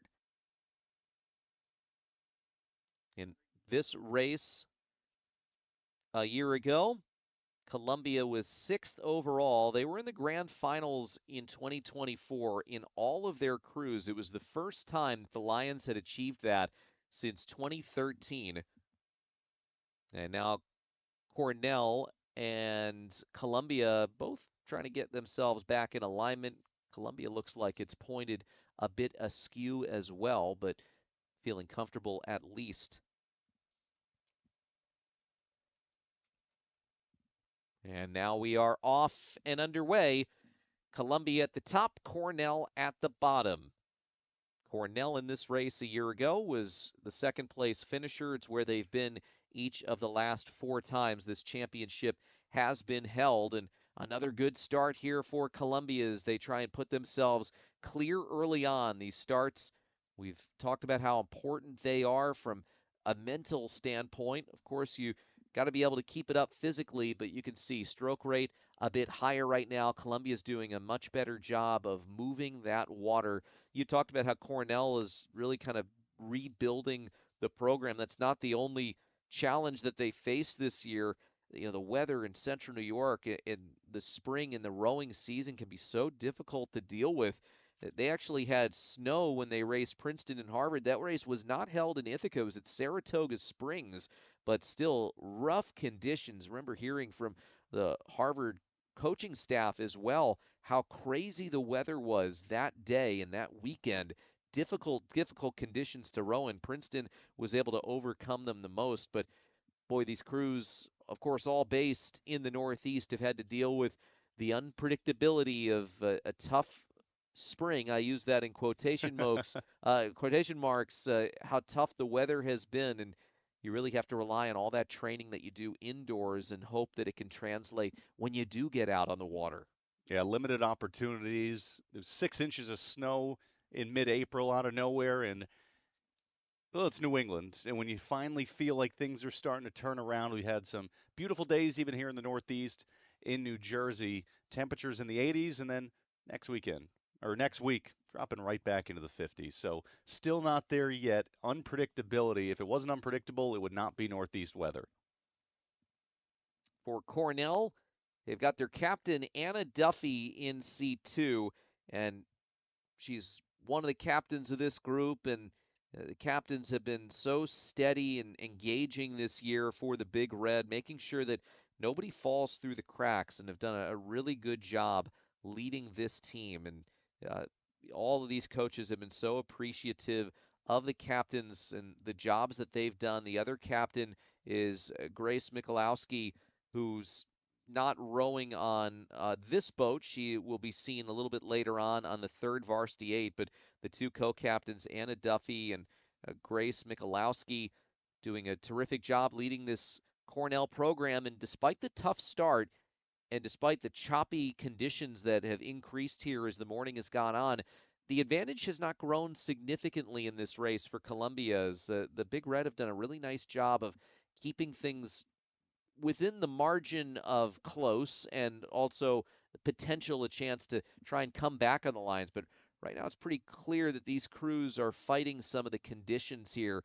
You can tell that the water not quite as calm as it was earlier on, which is part of the reason why the schedule was shifted. Normally we would have had that first Varsity 8 race to close out our day. We would have had the depth boats a little bit earlier on, but they wanted to make sure that the very best conditions were reserved for those squads that were, again, trying to battle for an NCAA championship berth. Yeah, the ones with the largest implications. It was smart to just get out ahead of it, make a quick decision, and allow everyone enough time to make those adjustments. Not like it was a snap decision that was made this morning when everyone's showing up to the boathouse. Everyone knew, so as you're going through the recovery analysis, at least you have an idea of when you need to be there. Yeah, conditions picking up. We have been blessed for the most part this weekend where at points the water has been glass, and especially Friday before we had that thunderstorm, there was barely any wind. Yesterday was in the 80s, and This is really the roughest we have seen on the fly. The silver lining for the Crews is that it is a bit of a tailwind, so not fighting into the wind, but you can see the direction that the waves are going, but definitely a bit more chop than there was earlier on today. And that means that the rest of the crews are probably going to have to deal with the increasing wind and the increasing choppiness, not only from the Ivy League, but later on today, the Metro Atlantic Athletic Conference gets its conference championship underway here at the same venue, and they will have to deal with conditions that this might look tame compared to what they deal with later on today. Yeah, chop is very difficult, especially when you're trying to go for the catch and water displacement on the drive, because when the water's just moving up and down a little bit more, that catch maybe might just be a little bit off, not grabbing as much as you want, and then trying to drive through a little bit of a chop, a little bit of a wave. It is a little bit of that added resistance and just those little things that just make those incremental differences, but they are lucky. It is tailwind that is pushing them forward. Cornell Crew was the third level final winner at Eastern Sprints. They also had a win earlier this year against Colgate. That was very early in their season when they faced Boston University and Colgate. That BU squad, by the way, winner of the Patriot League Championship on Friday. So, talked about it a little earlier. Northeastern winning a championship on the Coop River. Boston University must be something in the Charles River with those programs. Although Radcliffe will not be the champion in the Ivy League this year, still improving under second-year head coach Claire O'Hall. For this group in Columbia, they were fifth in the grand final at Eastern Sprints. So you've got Cornell was competing in the third level final. That's the level of final after the petite final. And Columbia was just rowing at a higher level. They won their first heat in the third round at the Lake Wheeler Invite. They had the top time of any boat at that competition in North Carolina. They also had wins over Northeastern and Indiana. It's been a really good season for this varsity 4A boat for Columbia. The biggest disappointment for them is that they did not get into grand finals like they had each of the last 3 seasons. So they're showing great resolve in overcoming that disappointment, and they've put together a good performance here this morning as after Cornell got it to maybe about a boat length and a half away from the Lions, Columbia has just pulled away here in the final 500 and is making this race look way less closer than it was for the vast majority of it. Yeah, second half of this race is when Columbia has really picked it up, and they have not lost their edge whatsoever. And just a good showing right around a similar time as yesterday. Columbia was a little bit unfortunate going in Heat 2 because their time would have been enough to get into a grand final. They were 7 seconds better than Penn, who ended up in the grand final. So that's somehow just the way it works. And even though it's a petite final, these two teams still racing for a lot. It's all about trying to best your time, race your best at the end of the season. So it is Columbia over Cornell in the petite final in the varsity 4. And we move on to the third varsity 8 as we have, believe it or not, only 4 more races to go this morning in this Ivy Championship for the Dartmouth Big Green. Third varsity 8 coxswain is Amaya Bond, a junior from Evanston, Illinois. In the stroke seat, Francis Lewis, a first year from Chicago. Seat 7, Kat Lynch, a senior from Ridgefield, Connecticut. In seat 6, it's Annabelle Hermie, a junior from Boonton Township in New Jersey. Ella Dowley, a first year from McLean, Virginia, in seat 5. In seat 4, it's Mac Paulus, a sophomore from Andover, Massachusetts. In seat 3, it's Taj Dalet Jaggerson, a first year from California. In seat 2, Sonia Danchak, a senior from Westport, Connecticut. Maya Tillander is in the bow. She's a senior from Wellesley, Mass. And they'll be competing against Cornell. So this is one-on-one in the petite final for the third varsity 8, the Cornell Big Red. third varsity 8 coxswain is Emily Yoon, a junior from Granada Hills, California. The stroke is Delaney Brenton, a freshman from Orlando. In seat 7, it's Emily Meyer, a sophomore from Miami Beach. Maggie Huggins is in seat 6, a sophomore from State College, Pennsylvania. In seat 5, it's Julia Vanderswan, a junior from Wayne, Pennsylvania. Grace Michalowski, the other Cornell captain, in seat 4, a senior from Ridgefield, Connecticut. Grace Rabb is in seat 3, a junior from Inver Grove Heights in Minnesota. Elizabeth Rogers in seat 2, a sophomore from Ross, California. And Sophie Barr, a sophomore from Honolulu, is in the bow seat for the Big Red. Well, good leadership that Cornell has on their boats. As there you see the crowd on this Sunday morning, wind picking up as the Ivy finals have had those big scoring races already out of the way, and it's amazing just how quickly it goes down to the final 4 races. But these are not the last you're going to see of a lot of these crews in the Ancient Eight. So off to a clean start. You've got Dartmouth there on the left, Cornell on the right. In just a few moments, we'll resume our aerial coverage. And for now, you get a good look, start all the way to finish of the race course here, and get an idea as to how these crews are able to keep themselves straight with some of that tailwind pushing them further down. Dartmouth Big Green in this third varsity 8 last year made grand finals. They were in a 5th place position, 27 seconds back of the winner. Last year, there was only grand finals. They did not have a petite final, so Cornell had the opportunity to race in the grand final with everybody else. They came in 7th place out of 7 boats, 50 seconds back of the winner in that particular race. And here this season, Ivy League able to stage the petite final and grand final today after heats yesterday. Those took place very late in the day. And here we go. Dartmouth starting to see it come into focus. An open water lead early on here against the Big Red. Well, for Cornell, when you talk about the rebuild process of trying to rebuild not just the results, but also the culture after dealing with COVID, and it can be so tough as well trying to rebuild in a conference like the Ivy League where there's so much establishment. The teams around you are garnering so much national attention, and then you think about it from a recruiting perspective as well, because Cornell will be in the mix with the academics for a lot of the same recruits as those around them. So it's not going to happen overnight. It's going to happen incrementally, and it's events like this where you want to talk about culture and depth. This is where you start to build things like that. Just try and get better year over year. Maybe if it's not the results you want, because obviously when you're dealing with 7 ranked teams, you might be the 8th in that mix, but just trying to close the margin and feel better. And these are good events as well for some novices, some young rowers to get critical experience. And as far as the NCAA points are concerned, obviously Yale was the winner of that by a point over Princeton, but don't overlook the strong performance by Dartmouth, coming in 4th place in that aspect of the competition. They were just behind Brown. The margin between Brown and Dartmouth was 10 points. But you have to tip your cap at the job that John Graves has done as the head coach of Dartmouth. Yeah, they were one of the crews that you came into this weekend just based on ranking at 19th.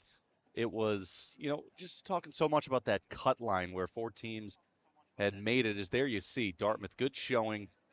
Out of the 7 teams that are ranked, they were 6th of that pack at 19th in the CMAX.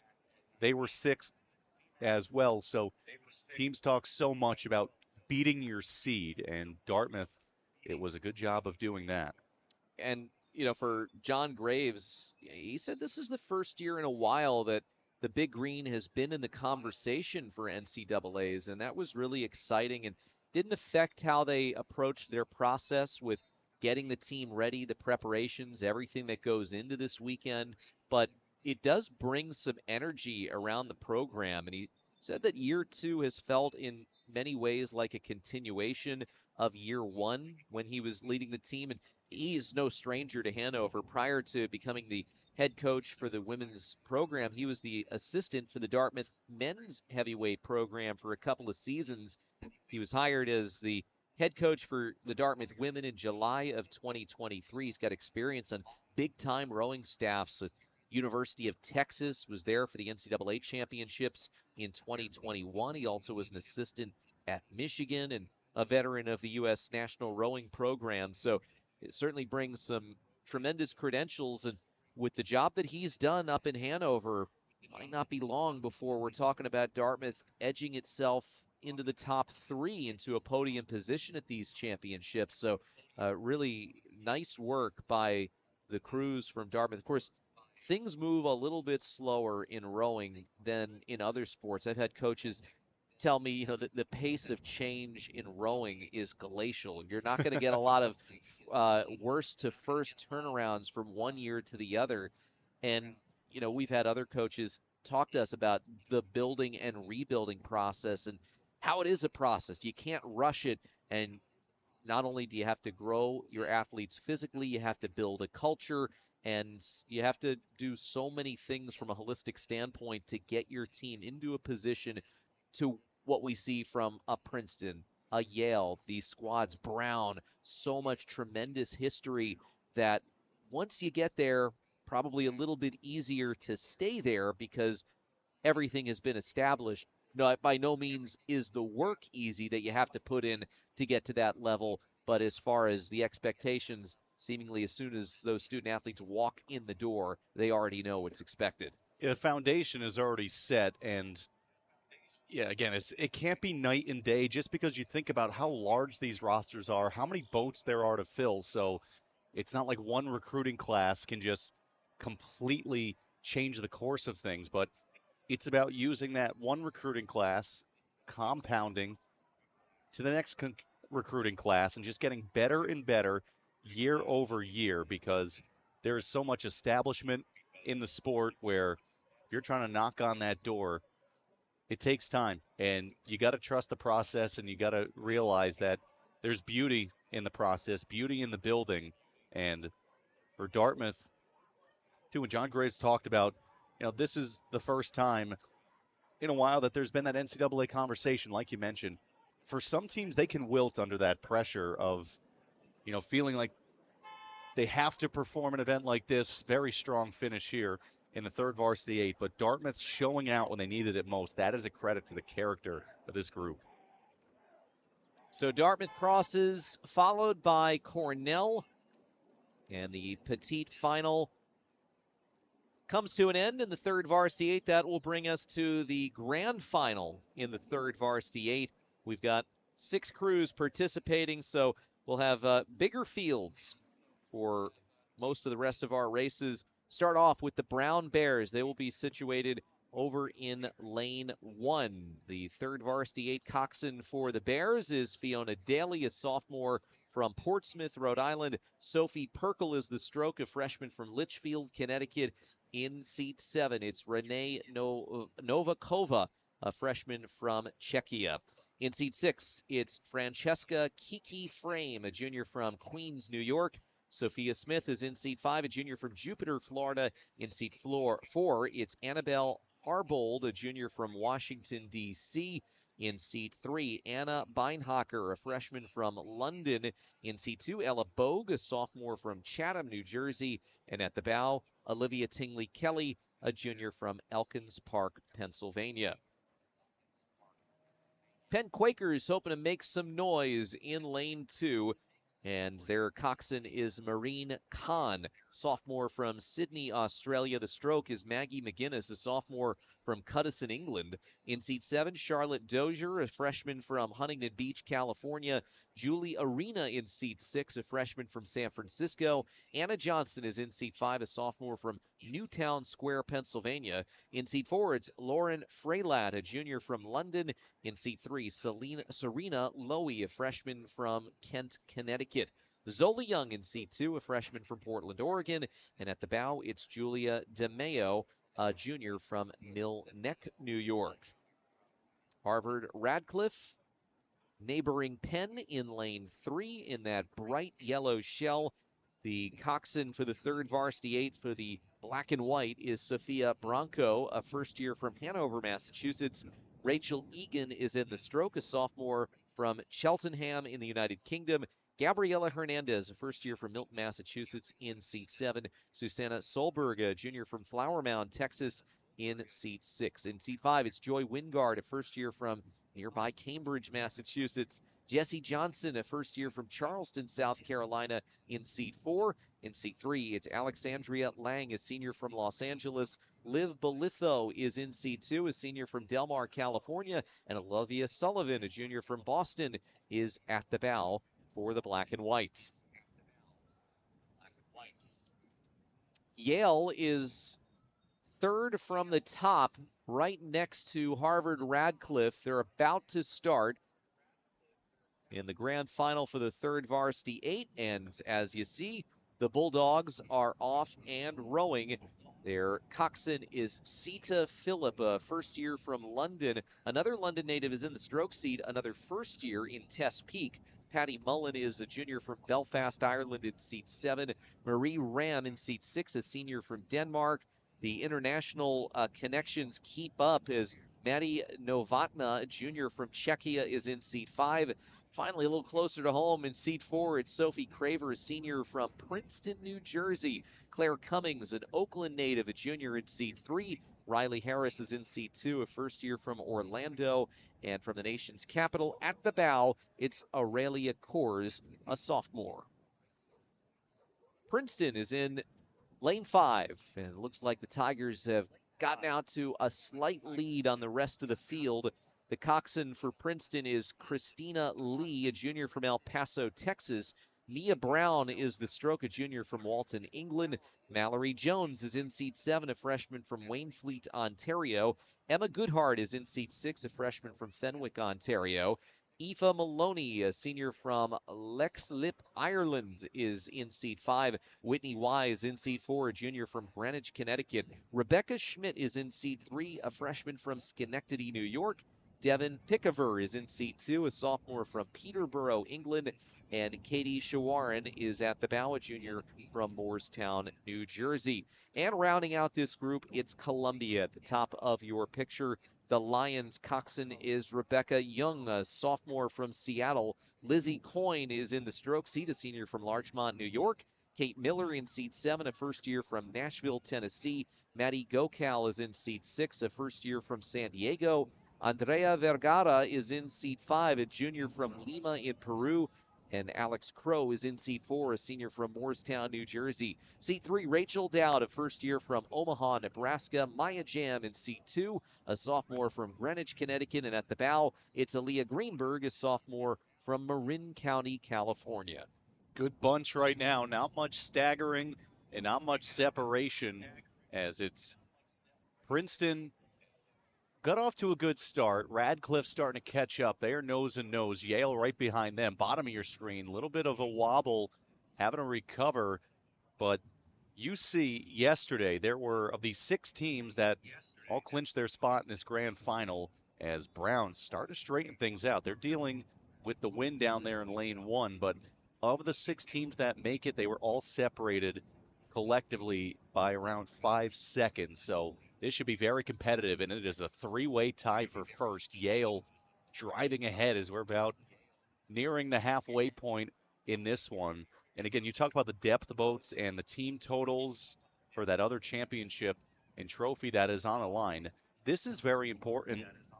These last couple of races for Yale and Princeton. Right now, the Bulldogs with a 2-point lead on the overall trophy. Is Brown, how about the recovery from a wobble to now fighting for first? We said this was going to be poised, be a good race just given the splits yesterday, and it is turning out that way. Feels like maybe of all the races that we have, the third Varsity 8 Grand Final feels like the least predictable, because these are not necessarily the seasoned or experienced rowers. In some cases they are, but as you mentioned earlier, a lot of novices find themselves in these boats, and it's a crew that changes quite a bit throughout the season, going maybe into a 4-person boat or going up to the second Varsity 8.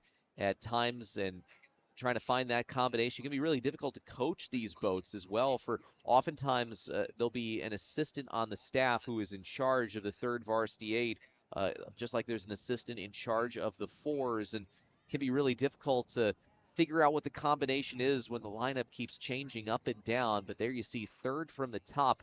The Yale Bulldogs have figured out a way to get themselves clear of the rest of the field, and they've put themselves almost a boat length in front of Radcliffe, which is just below Yale, and Princeton just above Yale. Right now, Yale, Radcliffe, Princeton is your order, as second place seemingly changes with each stroke from those two crews. Just very impressive, as there you see 1,500 right ahead, but Yale, just their ability to shake off from the start, because it was Princeton leading, then Radcliffe got up there, and then the Bulldogs just sandwiched their way right by and almost at open water. And Brown, keep an eye on them as well. They are right there at the bottom of your screen, as Penn just falling out. But this has been a very good one. Spots on the podium are up for grabs, and it is neck and neck behind Yale.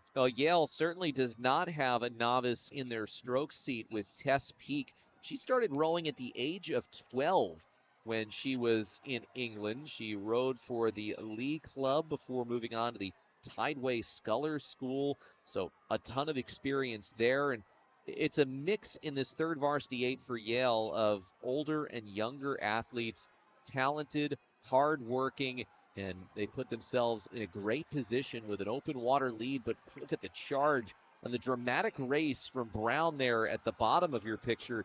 This has been a boat that's always had a great attitude and a fun vibe, focused on the speed and the challenge of any boat around them. That's according to head coach Tessa Gabo Zimmerman in her first year leading Brown. And boy, they've had a fun race here today. Certainly very eventful, as they have made contact with Yale. See if they have enough space left in the Cooper River to overtake the Bulldogs. It looks like Yale means business as they drive toward the finish line. Yale will cross first, but a great effort from Brown at the bottom of your picture to take the silver medal, and then Radcliffe claims, rather Princeton up there in lane 5 gets the third place position. Radcliffe comes in fourth, followed by Columbia, and then Penn will finish in sixth place. Great finishes. The Bulldogs, they might have seen the Brown crew over their shoulders and would not be denied as they celebrate past the line. Just a tight grouping of this entire race. Lived up the excitement of yesterday with some very tight heats, and those spots on the podium, 2 through 4, separated by 2 seconds. But Brown, credit to them, strong drive. They just found that second gear, the final 500, tremendous sprint from the Bears, because there was points this race that it was about recovery for Brown. They were able to straighten out. Tail really never came through in the stern to lose speed. So great job by the Bears, and it was Columbia Penn after that. Princeton gets that third spot on the podium with the bronze. So with that, the team points, at least to my count, it tilts in Yale's favor by a 4-point margin over Princeton with this varsity 4 coming up. Got a couple more races today. This is the final petite final of the morning here in the Ivy League. Dartmouth and Cornell competing in the second varsity 4 petite final. And for Dartmouth, their boat is coxed by Arusha Jain, a senior from Hicksville, New York. In the stroke seat, Hannah Clemens, first year from Westport, Connecticut. Seat 3, Ashley Rollhoff, a first year from Robbinsville High School in New Jersey. Morgan Kendall is in seat 2, a senior from Dover, Massachusetts. And Annika Kohlberg, a junior from Anchorage, Alaska, is at the bow. Columbia, right next to the big green, and their second varsity 4. Lauren Chase is the cox, a freshman from Bethesda, Maryland. In the stroke seat, it's Amanda Pardo, a senior from McLean, Virginia. Ilaria Costello is in seat 3 for the Big Red. Cedar Wink is in seat 2, a freshman from Ontario. And at the bow, it's Olivia Wheeldryer, a junior from Dallas, Texas. Well, so much time has been spent, and rightfully so, talking about Yale and Princeton. Have gone head to head, two teams that stand out. What about Brown though? Podium after podium for the Bears. Second in the third varsity 8 and the varsity 4. Third in the second and first varsity 8s. Only podium they're not on was the third varsity 4. So Brown's 68 team points. They have been very impressive and kind of flying under the radar just based on how much attention is paid to Yale and Princeton, but very strong showing by the Bears.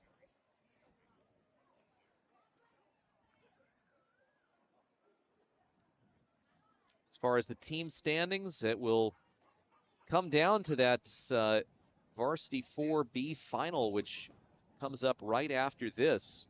Could potentially be the difference maker as to who wins the team championship, as we're off and underway in the petite final. Dartmouth on the left, Cornell on the right. If you're a fan of big colors, you love this petite final. It's green versus red, and Christmas comes in May.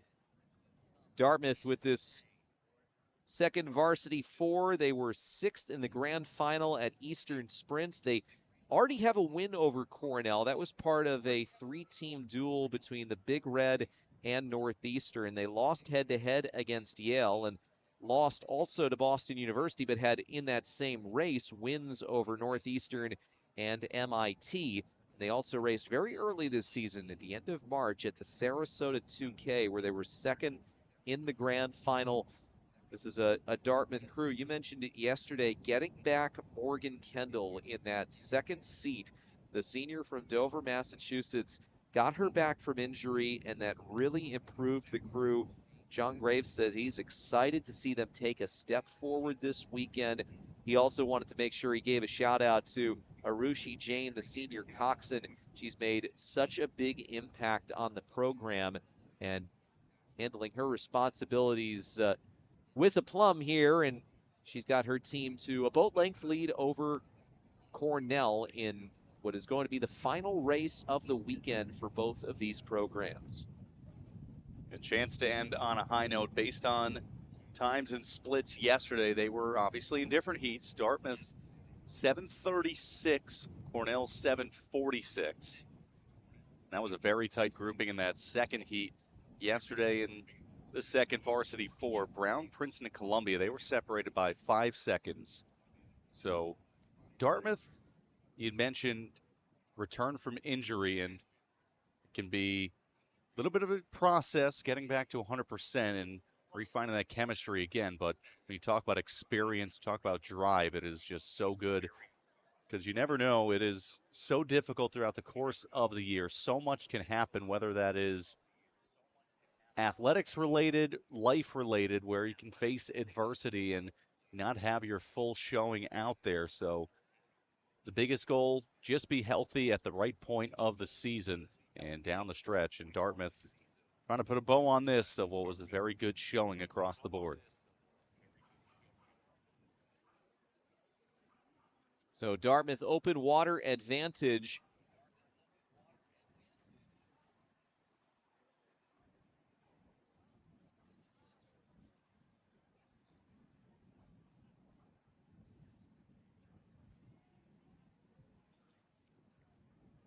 The Big Green in the varsity 4B final, the petite final a year ago. They won it. They also won this in 2023. Back in 2022, they did not run the petite and grand finals in this, and neither in 2019. They came in 7th place. So they've been in that 7th place spot the last couple of years with this boat, and it's probably one of those areas where you continue to try and build that depth up, second, third varsity 4, and that's all part of the task that's on John Graves. We talked about the glacial growth and the movement within the standings that happen, and this is why it's so difficult. It's not like you could just recruit over the course of maybe a year or two and all of a sudden you've got your first varsity 8 stacked. It takes an entire program and that culture foundation from top to bottom to get there. Don't want to overlook Cornell.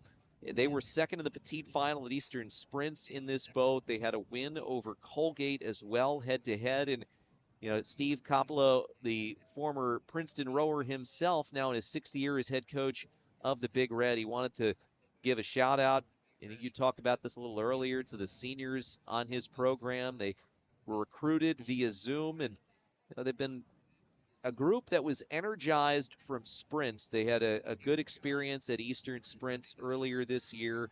They knew that they had a tough nut to crack here in the Ivy League as the Big Red build up their program, but want to salute Cornell and what they've done here. It's just a short straw to draw, seemingly so often than not. I think if you were to put Cornell in some of these other conferences we've seen this weekend, maybe the outlook on the program would be a little bit different because there is a lot of talents up in Ithaca. It's just trying to catch up to the rest of the Ivy League, which of course has so much itself. It's just based on establishment of where these other programs are, just having that leg up right now. But we talked about too of just it's a process. It'll take some patience, take some time, but when you have these Ivy League institutions that are so academically inclined, there is so much talent, especially international talent, that you can draw. So the recruiting pool is definitely there internationally, and you just got to hope little by little. Again, this is all timing. So results, don't focus on results as much as focusing on the process, because a good process will eventually lead you into good results. Speaking of results, let's show you the most up-to-date team standings that we have. And this is what it looks like going into our final events here. This, of course, gets scored, and the next race gets scored with the team events, and it's pretty darn close. The winner of the grand final in the Varsity 4B gets 8 points. So right now, things are looking really good for Yale if they finish at least within a couple of spots of Princeton as far as getting that team points trophy. But Princeton still has an opportunity. Brown doesn't have the same opportunity. It's really between two teams as to who is going to get that spot. Yale has already clinched the auto bid. Princeton is the Ivy League champion as a result of what they did in the first Varsity 8 race earlier this morning, but still one more piece of hardware to earn, and it's going to come down to our final race of the day. Now, with each place being separated by 1 point in the upcoming Varsity 4B final, Yale will feel in a very good spot with that boat. Yesterday, having the best time, which started the afternoon 7:02. That was 12 seconds better than the next closest boat of Brown. Princeton was at 7:17, so still an outside shot for Princeton, but it's going to take something catastrophic. It would need to be the worst race of the year from Yale. Well, Dartmouth has had a strong performance as they've continued to grow this lead over Cornell as these two programs finish out their seasons. So we shouldn't speak too soon. Dartmouth will be waiting on the selection committee, potentially a chance for an at-large bid. They are a top 20 ranked program. They finished 4th in the NCAA standings. Cornell will cross in 2nd in this petite final, and it will end their Ivy League championship here this weekend at the Cooper River. Let's start with the grand final Varsity 4, the Columbia Lions, and their coxswain is Katie Ruff on the second Varsity 4, the first year from Greenwich, Connecticut. Kate Miller is the stroke, a first year from Nashville, Tennessee. Fiona O'Toole, another first year, is in the 3 seat. She's a Chicago native. For Columbia, Gabriella Sullivan is in seat 2, a senior from Portland, Oregon. And Maggie Key is at the bow, a first year from Ridgewood, New Jersey. Radcliffe right next to Columbia. And the black and white, second Varsity 4, coxswain is Jillian Selig, senior from Newton, Massachusetts. The stroke is Jacqueline Sternfeld, a first year from Weston, Massachusetts. Aurelia Elliott, a junior from London, is in seat 3. Isabel Ritchie, in seat 2, a junior from Greenwich, Connecticut. And at the bow, it's Lauren Moran, a sophomore from Sydney, Australia. Brown is in lane 3. The Bears, second varsity 4. Coxswain is Catherine Mitchell, a freshman from Belvedere, California. Nicole Urquiaga is in the stroke seat, a sophomore from Greenwich, Connecticut. Maeve O'Connell, a freshman from Haley, Idaho, in seat 3. Alessandra Tuttle in seat 2, a sophomore from Chandler, Arizona. And Ellie Knight is at the bow, a sophomore from Washington, D.C. Yale is in lane 4, neighboring Brown. Mentioned the Bulldogs had a great race yesterday during the heats. Their coxswain is Alexa Lee, a sophomore from Atlanta. In the stroke seat, it's Ekaterini Gogu, a sophomore from Ionia in Greece. Becca Stelmack is in seat 3, a first year from Alameda, California.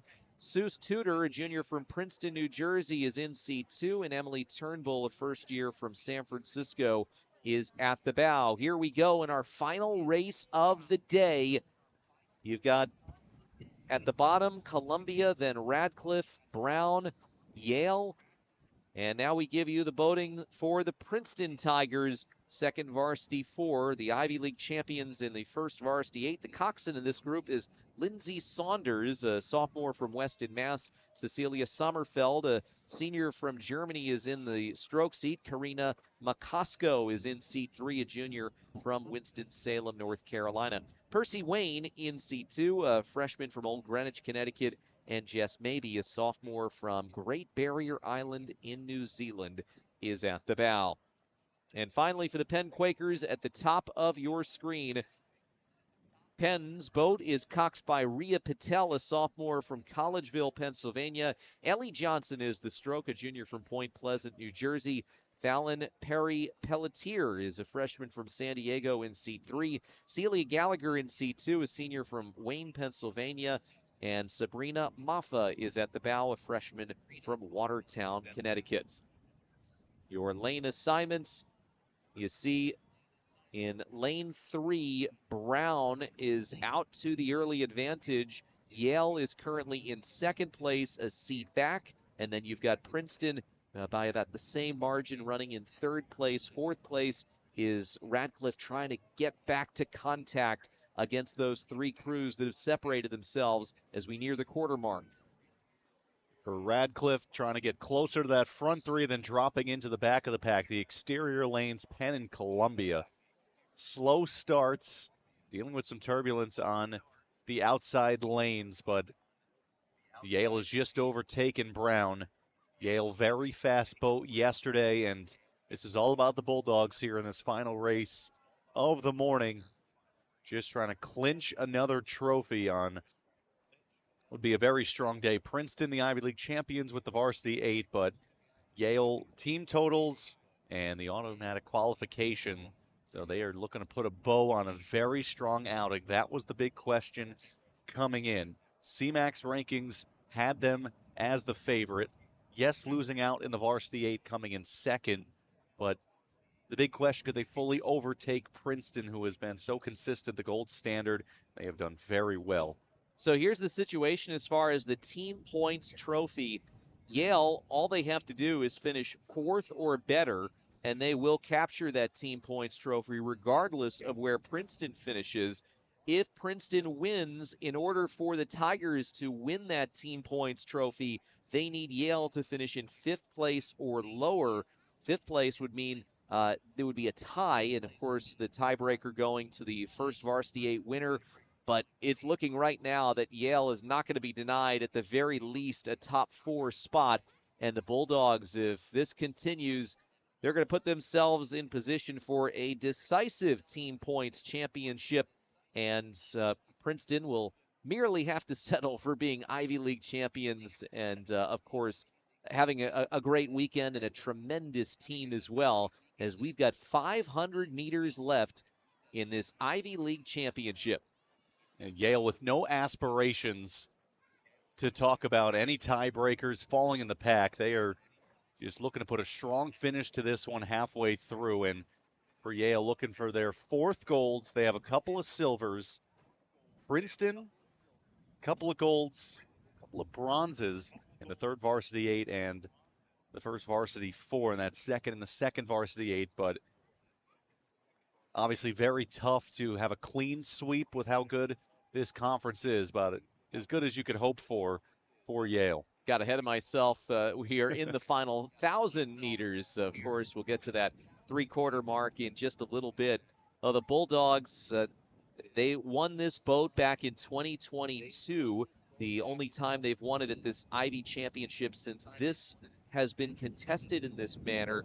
It used to be that the Ivy Championships were contested purely on the results at Eastern Sprints. So if you were the top Ivy finisher at Eastern Sprints, you'd win the Ivy Championship. But back in the last decade, the league made a move to go to an Ivy exclusive championship field. It's been terrific, and I think it's been great for these crews. And we've seen so much talent on hand, and it's great for the Ivy League to have its own championship weekend, in addition to, of course, the great celebration of the Eastern Sprints. But teams like Princeton and Yale didn't participate in Eastern Sprints this year. They had other ways to train and get ready for this weekend and then 2 weekends from now. And it's going to be so exciting to see where Yale, Princeton, and potentially a couple of these other crews, how they do at Lake Mercer at the NCAA Championships at the end of the month.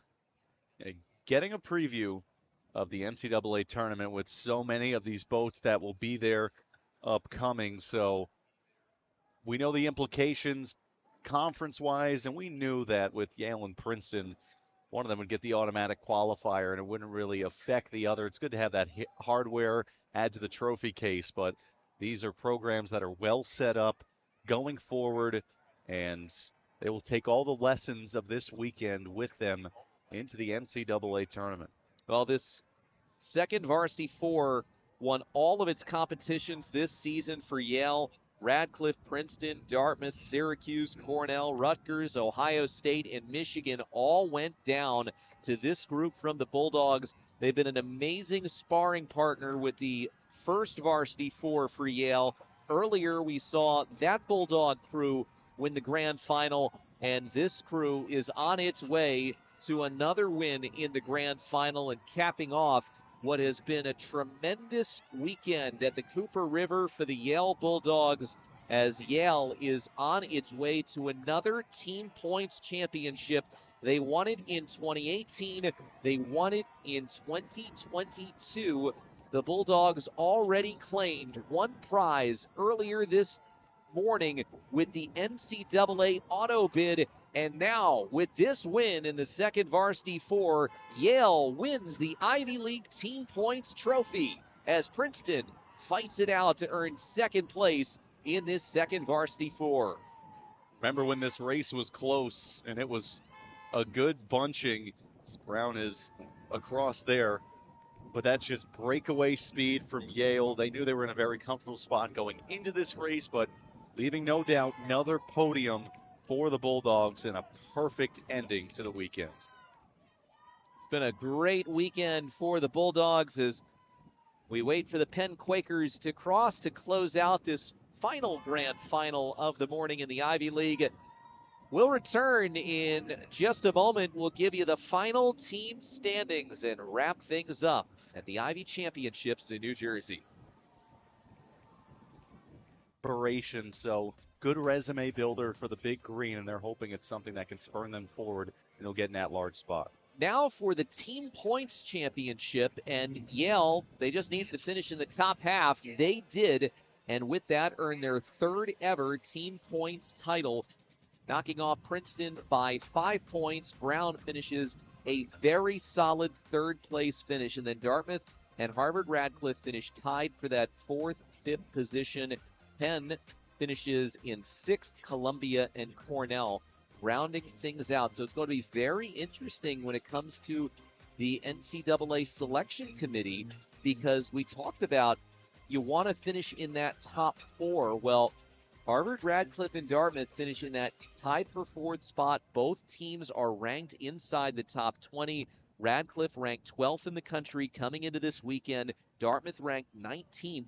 It's going to make it very interesting to see how the committee decides how to parse things, how to potentially include both teams. Penn is ranked 14th in the country. Obviously, they didn't have their best weekend here. We'll see if that hurts them potentially getting back to the NCAA championship for what would potentially be the fourth time, all coming here in the last half decade or so.